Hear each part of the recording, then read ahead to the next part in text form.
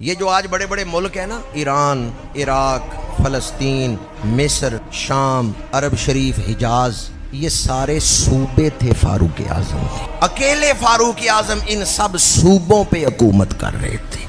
اس لیے تو ولیم میور نے حضرت فاروق اعظم کے تدبر کو سلام پیش کرتے ہوئے کہا، مسلمانوں اگر عمر 10 سال اور حکومت کر جاتے پوری دنیا پہ اسلام کا جھنڈا لہرا جاتے۔ اور امریکہ کے اسکالر مائیکل ایچ ہارٹ نے لکھا ہے the great 100 peoples of the world کے اندر دنیا کے 100 عظیم آدمیوں کا ذکر اس نے کیا، اس میں اس نے سب سے پہلے ہمارے آقا کریم کا ذکر کیا ہے کہ حضور جیسی ہستی نہیں دنیا میں آئی۔ یہ اس غیر مسلم نے لکھا ہے مائیکل ایچ ہارٹ نے۔ اور اسلامی تاریخ میں سے اس نے حضرت فاروق اعظم کا ذکر کیا ہے۔ حضرت فاروق اعظم کے تدبر کو، نظامت کو، عدل کو بیان کرتے ہوئے انسانیت پروری کو اس نے بیان کیا ہے۔ 1400 سال بعد بھی مائیکل ایچ ہارٹ کو فاروق اعظم کا تدبر نظر آتا ہے، بصیرت نظر آتی ہے،